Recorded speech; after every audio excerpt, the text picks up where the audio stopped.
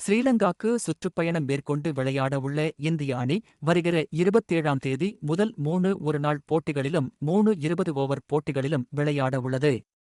இந்த போட்டிக்கான இந்திய அணியை பிசிசிஐ அறிவித்துள்ளது.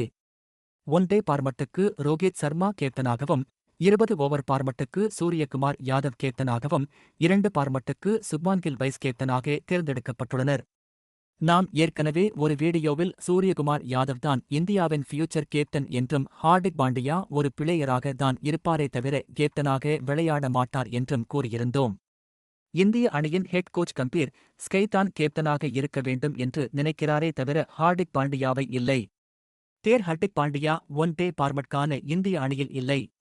பும்ரா, ஜடேஜா, ஹார்திக் பாண்டியா இந்த மூவருக்கும் ஒன்-டே பார்மட்ல இருந்து ஓய்வு அளிக்கப்பட்டுள்ளது. கம்பீர் கேட்டுக்கொண்ட படி ரோஹித் சர்மா மற்றும் கோலி இந்த ஒன்-டே சீரீஸ்க்கு விளையாடுறாங்க.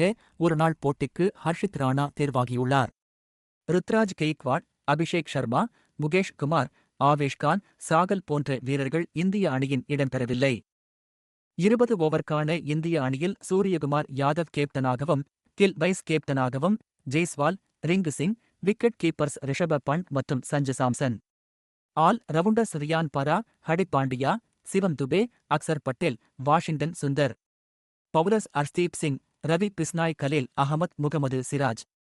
ஒன்-டே ஃபார் மட்டும் காண இந்தியாவில் ரோஹித் சர்மா, சுமன் கில், விராட் கோலி, கே.எல். ராகுல், ரிஷப் பண்ட், ஸ்ரேஷ் ஐயர், சிவம் துபே, குல்தீப் யாதவ், முகமது சிராஜ், வாஷிங்டன் சுந்தர், அர்ஷ்தீப் சிங், ரியான் பராக், அக்சர் பட்டேல், கலீல் அகமத், ஹாசித் ராணா.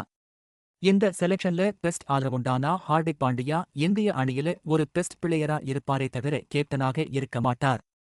கம்பீர் செலக்ட் பண்ண இந்த இந்திய அணி விபூதி அடிக்க போறாங்களா இல்ல கம்பீருக்கு பேர் வாங்கி கொடுக்க போறாங்களா?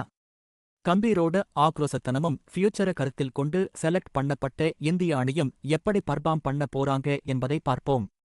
இந்த இந்திய அணி செலக்ஷன் பத்தி நீங்க என்ன நினைக்கிறீங்க? கமெண்ட்ஸ்ல பதிவு பண்ணுங்க.